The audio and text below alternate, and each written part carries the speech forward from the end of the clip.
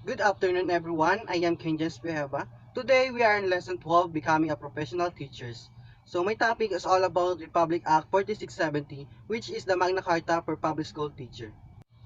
This is the content of my report. Declaration of Policy Coverage, Recruitment and Career, Hours of Work and Remuneration, Health Measures and Injury Benefits, Leave and Retirement Benefits, Teachers Organization, and lastly, Administration and Enforcement.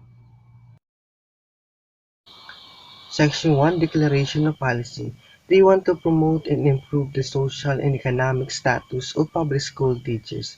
The Magna Carta for Public School Teachers, otherwise known as Republic Act No. 4670, was envisioned to provide programs for the promotion and improvement of the well-being and economic status for all public school teachers.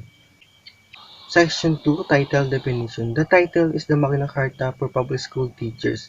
Like what I said earlier, and this should apply to all public school teachers except for those in the professional staff of state colleges and university because colleges and universities are under by CHED while the elementary and secondary are under by DepEd. Section 3 Recruitment and Qualification. This section covers the list of qualification requirements in order to be qualified as public teacher. Section 4 Probationary Period. So in this section, the probationary period happens. It's necessary to employ as teachers a person who possesses the minimum educational qualification herein above set forth but lacks the appropriate civil services eligibility. Such person shall be appointed on a probational status and shall undergo a period of probation for not less than 1 year from and after the date of his probational appointment. Section 5 Tenure of Office. So when we say tenure, it is typically measured by the length of time have been in their current job. It is subject to the provision of Section 3 hereof. Teachers appointed on a probational status for lack of necessary civil services eligibility shall be extended permanent appointment for the position he is holding after having rendered at least 10 years of continuous patient and faithful service in such position. Section 6 Consent for transportation expenses. So they said in this section that you will not be transferred without your consent and why you need to be transferred. Section 7 Code of Professional Conduct for Public School Teachers. In this part, the Secretary of Department must provide a Code of Professional Conduct for Public School Teachers. So dito pumapasok yung oath-taking ceremony ng isang guro. Section 8 Safeguards and Disciplinary Procedure. Every teacher should enjoy equitable safeguards at each stage of any disciplinary procedure and Section 9 Administrative Charges. In this part, the committee shall submit its finding and recommendation to the Director of Public School within 30 days from the termination of the hearing. Section 10 No discrimination. There is no discrimination whatever kind, race, and age must be treated them respectfully. Section 11 Married Teachers. Whenever possible, the proper authorities should take all steps to enable married couples, both of whom are public school teachers, to be employed in the same locality.